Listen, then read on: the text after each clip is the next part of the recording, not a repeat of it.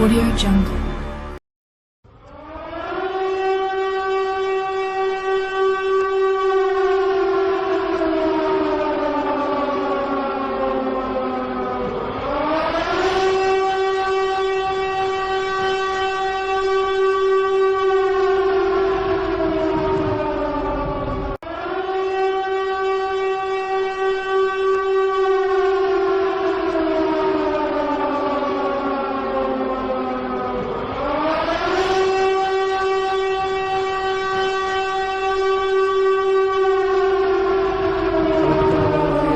Buenas tardes, muy buenas noches. Aquí una vez más su amigo Luis, saludándoles de aquí desde mi hogar en California.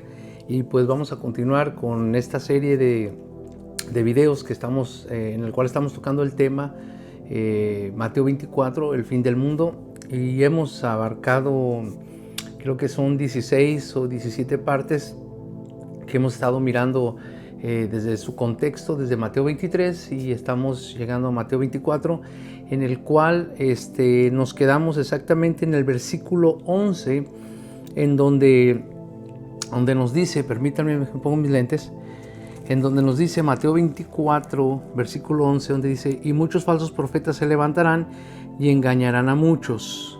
Entonces hasta ahí nos quedamos nosotros en el último video, en donde expongo acerca de la matanza que hubo de más de 6,000 personas por causa de un solo profeta que profetizó y que enseñó ese mismo día en el que murieron estas personas. Él hablaba y enseñaba y predicaba que subieran al templo, que ahí esperaran la salvación del Eterno. Y como lo digo en el video, a nosotros nos han enseñado de una manera que la salvación era espiritual, la salvación del infierno, que era la salvación de vuestras almas, en el sentido así como de un lugar de tormento, ¿no? Pero en el contexto que estamos mirando, él era la salvación literalmente de lo que estaba ocurriendo o lo que iba a ocurrir, o lo que ya estaba ocurriendo en la destrucción de Jerusalén, la destrucción del templo bajo el imperio romano. Entonces las palabras del maestro Yeshua tenían un peso y un significado muy fuerte para sus discípulos, puesto que ellos, esa generación, iba a experimentar los últimos días, iban a experimentar la tribulación, que habla también en Mateo, iban a experimentar la venida o la manifestación del Hijo del Hombre, iban a experimentar el fin del siglo, o el fin de la época, o el fin de la era. Entonces, la información que Yeshua les transmite en la contestación que estamos mirando era esencial y vital para ellos, para salvar sus vidas. Por eso, en el versículo 13 dice: mas el que persevere hasta el último, este será salvo. Y bajo el contexto, esa frase que está diciendo Yeshua, el contexto es de todo lo dicho anteriormente: falsos profetas, hambres, guerras, rumores de guerras. Entonces, bajo ese contexto va expuesta esta palabra: el que persevera al último, o el que aguante, por decirlo de esta manera, o el que la logre librar de todo esto que se va a venir, ese será salvo. Salvo de eso que va a venir. No es una salvación espiritual en el sentido, como lo digo, de un infierno, de ir al cielo, de ir al infierno. Realmente bajo ese contexto no está expresado esta respuesta de Yeshua. Acuérdense que la pregunta de los discípulos es: ¿cuándo ocurrirán estas cosas? ¿Qué señal habrá de tu venida y del fin del siglo, o del fin de la era? ¿Qué es lo que está hablando Yeshua? La contestación a esas preguntas. Entonces, bajo ese contexto viene esta frase: mas el que persevere hasta el fin, ese será salvo. ¿El fin de qué? El fin de la era, el fin del mundo, como se le conoce. Ahora, vamos a ver si logramos tocar el tema o la definición del mundo. Vamos a mirarlo. Entonces, simplemente para poner en contexto un poco, y vamos a entrar de lleno ya a la siguiente parte. Vamos a Mateo 24, versículo Vamos a leerlo desde el versículo 4 en adelante, la contestación de Yeshua, para ya mirarlo con el entendimiento de todo lo que hemos mirado o hemos estado aprendiendo. Dice, respondió Jesús y les dijo, mirad que nadie os engañe, porque vendrán muchos en mi nombre diciendo yo soy el Cristo y a muchos engañarán. Acuérdense que en esa época iba a haber mucho engaño, ya lo estuvimos mirando. O sea, yo ahorita nomás voy a hacer recorrido de corrido para que ya con el contexto ustedes van a mirar cómo ya es muy fácil, ya con esta información que hemos tenido ya es muy fácil determinar el tiempo y el marco histórico y el contexto. Es sencillo, mira.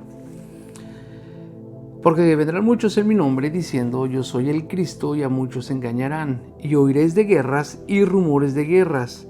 Mirad que no os turbéis, porque es necesario que todo esto acontezca, pero aún no es el fin.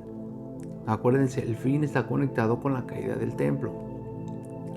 Porque se levantará nación contra nación y reino contra reino, y habrá pestes y hambres y terremotos en diferentes lugares. Y todo esto será principio de dolores. Entonces os entregarán a tribulación y os matarán y seréis aborrecidos de todas las gentes por causa de mi nombre. Muchos tropezarán entonces y se entregarán unos a otros y unos a otros se aborrecerán. Y mira lo que dice el 11. Y muchos falsos profetas se levantarán y engañarán a muchos. Entonces hasta ahí nos quedamos. Permítame, es que me comí unas nueces, traigo un poquito. Hasta ahí fue donde abarcamos y estuvimos mirando todos los falsos profetas, las hambrunas y ya miramos el testimonio de Flavio Josefo en Guerra de los Judíos. Entonces vamos al versículo 12 que dice, y por haberse multiplicado la maldad, el amor de muchos se enfriará. Entonces, mucha gente hoy en día está enseñando acerca de ese versículo donde dice que por haberse multiplicado la maldad del mundo, por multiplicarse, el amor de muchos se va a enfriar. Entonces la gente ahorita lo atribuye a que pues, la maldad está creciendo, los asesinatos, lo del aborto, todo lo que se está mirando ahorita en las noticias. Entonces la gente dice, oh, ya no hay amor, mira esto, o sea. Pero acuérdense, esta es la contestación de Yeshua, a ellos. A ellos. Esta información, este tipo de rasgos o de señales, de avisos, ellos tenían que estar bien atentos. Porque como les digo, ellos están preguntando por la caída del templo.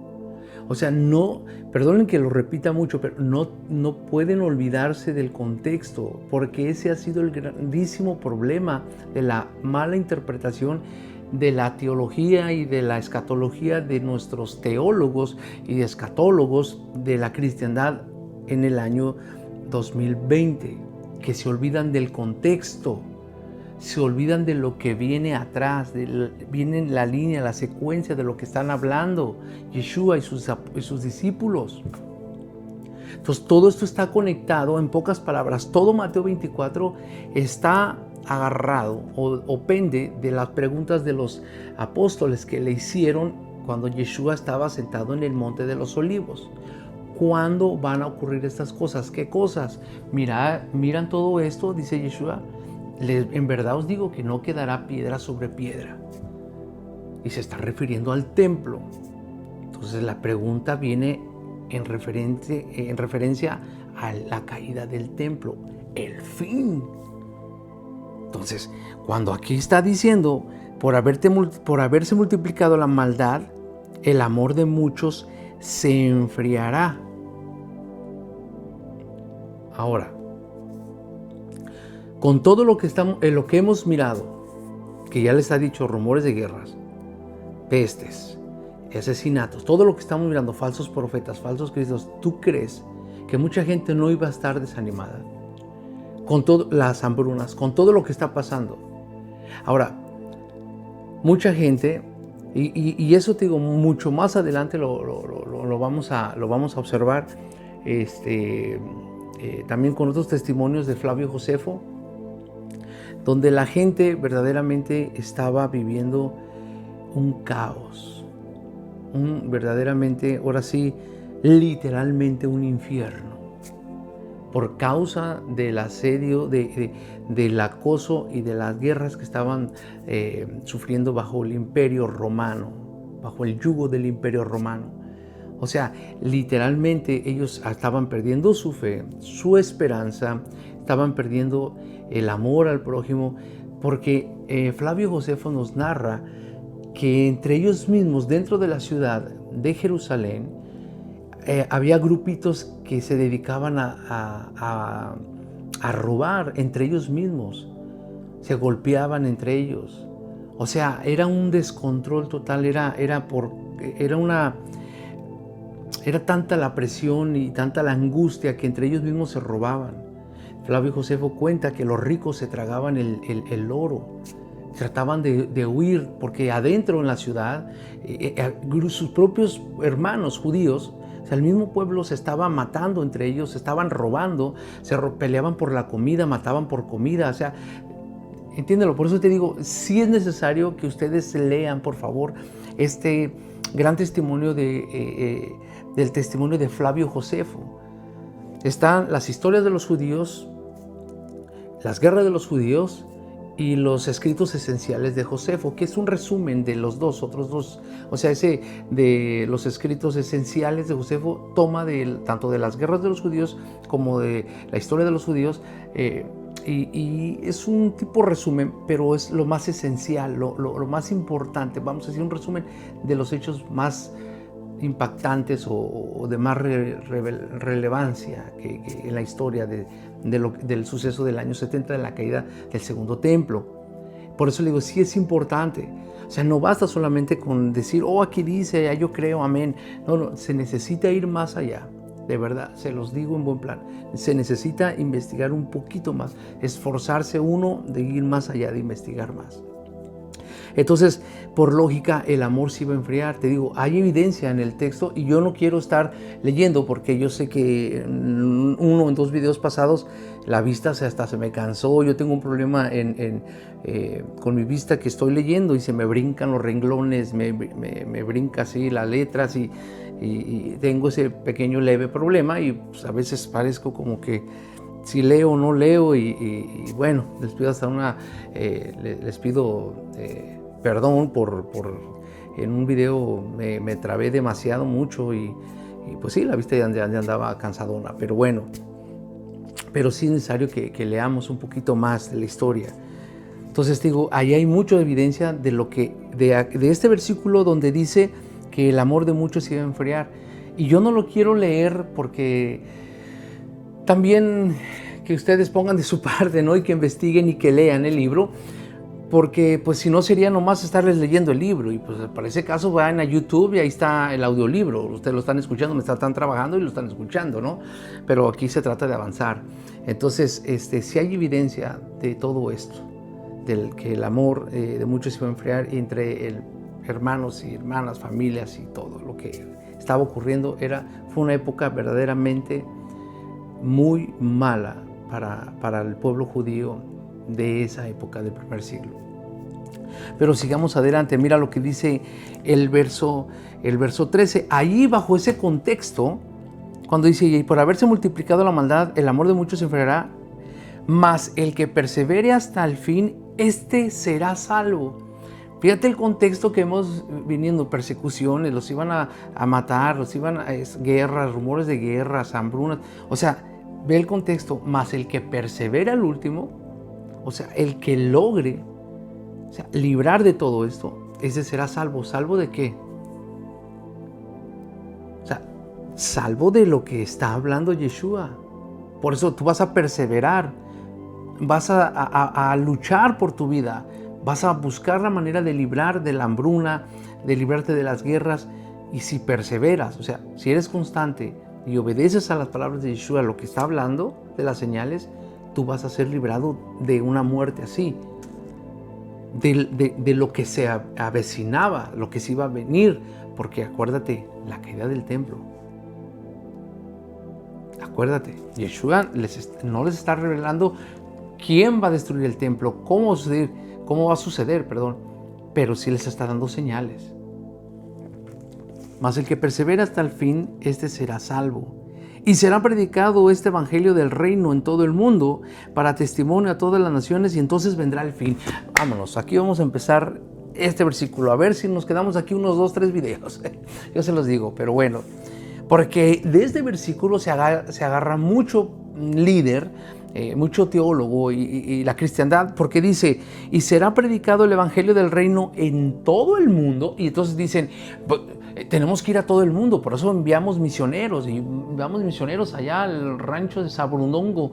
Allá en la Amazonas todavía hay una aldea de nativos que no saben el español, y es la aldea de los Sabrondanga. Entonces tenemos que ir hasta allá a evangelizarlos, porque no puede venir el fin, es lo que enseña, no puede venir el fin, porque aquí dice, y será predicado el evangelio del reino en todo el mundo para testimonio a las naciones, y entonces vendrá el fin. Entonces la gente dice, pues si no ha venido el fin es porque nos falta ir a evangelizar. O sea, a ver, ya desde ahí las personas que están enseñando de esa manera ya están sacando fuera de contexto el texto. Ya, fíjate, sacaron fuera de contexto el texto. Perdieron el marco histórico. Totalmente. O sea, se olvidaron ya automáticamente de la pregunta que le hicieron los discípulos a Yeshua. Entonces, ¿cómo estás interpretando que eso es para hoy, 2020? Si el contexto que venimos hablando, templo, caída del templo, falsos profetas, todo, estaba relacionado al primer siglo, señales para ellos, ¿cómo tú me vienes a decir, o cómo me vienen a decir, a explicar los líderes 2020, que no ha venido el fin y que por eso no ha venido Yeshua? Porque esto no se ha cumplido. Porque es imposible que los apóstoles hayan recorrido todo el mundo. O sea, entonces, como no recorrieron todo el mundo, pues no ha venido Yeshua.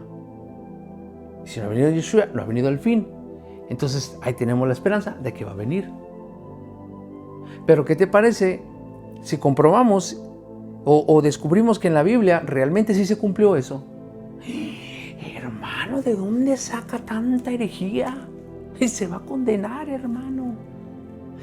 El error gravita en esto, en que la palabra, el fin, cuando dice en todo el mundo, nosotros estamos entendiendo, mira, lo tengo que decir de esta manera, aunque me alargue, perdónenme, me tengo que alargar, pero tengo que ser bien explícito y bien entendible para que no quede duda, no quede una pregunta.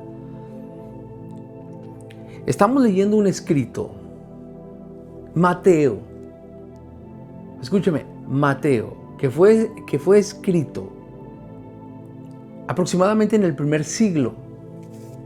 Ya, cuando empezamos la serie, te dije del libro Mateo aproximadamente en qué época se escribió, en qué año aproximadamente.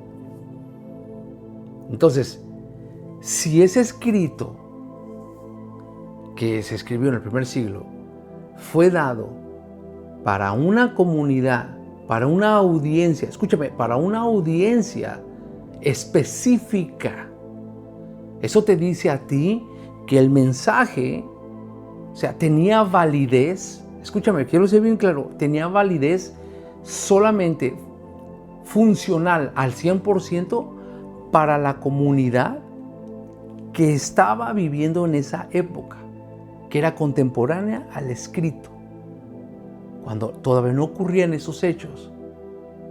Escúchame, porque es que estamos mirando un escrito de más de 2000 años y lo estamos aplicando para el 2020 con una audiencia diferente, con circunstancias diferentes. Más, dime un tal Imperio Romano.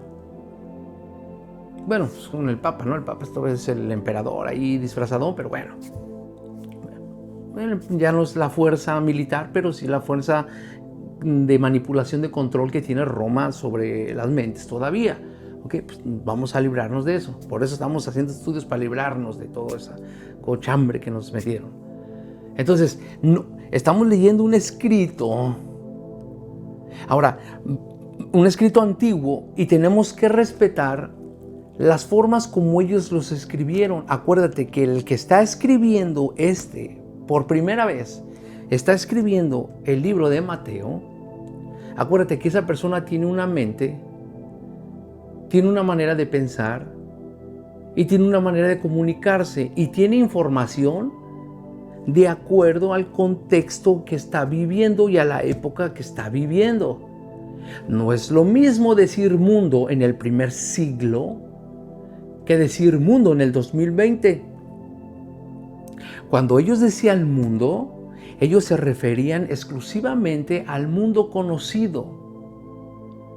Porque te aseguro que el escritor de Mateo no conocía el continente americano, no conocía Chile, no conocía Argentina, no conocía Perú, no conocía Bolivia, no conocía Brasil, no conocía Paraguay, no conocía Uruguay, no conocía Venezuela, Colombia, Ecuador, Nicaragua, vámonos para arriba, hasta llegar hasta Alaska. México, pasando por todo, Guatemala, El Salvador, Honduras, Costa Rica, no conocían eso. Entonces, ¿en qué mundo se están refiriendo? Entonces, por eso es lo que yo estoy tratando de exponer, que cuando leamos la Escritura tenemos que estar conscientes de esta información nosotros, que esta información debe de estar en nosotros, de que el escritor tiene una mentalidad diferente a la de nosotros por la causa de la época que están viviendo. O sea, en ellos no hay tecnología. En esa época todavía la lluvia se le atribuía a los dioses. Había un trueno, era el dios. Había conceptos, ideas, cosas que para nosotros es normal. Ya hoy con la tecnología nos los dicen que es un temblor porque vienen las plantas tectónicas, se mueven, pero para ellos no, era que Dios estaba enojado y cimbró la tierra. Así está escrito la Torah, así está escrito el Brit Hadashah, el Nuevo Testamento. Entonces debemos entender primeramente para ellos que era mundo. Porque si encontramos, porque si aquí decimos que es todo el mundo, entonces esa misma regla que estamos usando o que están usando ellos para decir que cuando dice aquí y será predicado el evangelio en todo el mundo, yo voy a hacer de esta manera, así como están interpretando los teólogos y los escatólogos de hoy en día. Vamos a respetar ahora los otros pasajes que voy a citar ahorita. De esa misma manera, vamos a juzgar midá que negué midá, medida por medida, igual como esta, porque no se vale y no es justo que aquí digan que sí es todo el mundo y en las citas que yo te voy a decir, no, bueno, allí nomás era el mundo de la tierra de ellos. No, chiquito, aquí no. No, pues, o sea, vamos a agarrar la Biblia cuando me conviene. Aquí sí es todo el mundo, pero acá nomás era la tierra de Jerusalén. No. Mundo, o sea, si vas a juzgar que aquí mundo es el mundo como hoy lo conocemos, pues entonces las escrituras que te voy a decir es el mundo igual. ¿Sale? Pues yo nomás te digo eso. Vamos a mirar el concepto del mundo. Vamos a Hechos 11:28. Agárrense. Vamos a arrancar. Vamos a agarrar. Hechos 11:21. Sí, porque pues no, ¿de qué se trata, no? Se nos han dicho, no, es que por eso tenemos que seguir enviando misioneros y a todo el mundo, porque tenemos que evangelizar, porque para que venga el fin. Ahí te va tu fin. Hechos 11:28. Vamos a leerlo desde el 25. Escúchame el concepto, Si allá el mundo es ahorita el mundo, escúchame. Después fue Bernabé a Tarso para buscar a Saulo y hallándole, le trajo a Antioquía. Y se congregaron allí todo un año con la iglesia y enseñaron a mucha gente, y a los discípulos se les llamó cristianos por primera vez en Antioquía. En aquellos días, unos profetas descendieron de Jerusalén a Antioquía. Y levantándose uno de ellos, llamado Agabo, daba a entender por el Espíritu que vendría una gran hambre en toda la tierra habitada. la cual sucedió en el tiempo de Claudio. A ver, vamos a ver, ¿cuándo reinó Claudio? Aquí tengo la lista. Claudio reinó, el emperador, desde el año 41 al 54 en esta época contemporánea o después de Cristo, o la época actual. Pero mira lo que está diciendo, que el hambre, que vendría una gran hambre en toda la tierra habitada. A ver, escúchame por favor, la cual sucedió en el tiempo de Claudio. A ver, entonces, la tierra habitada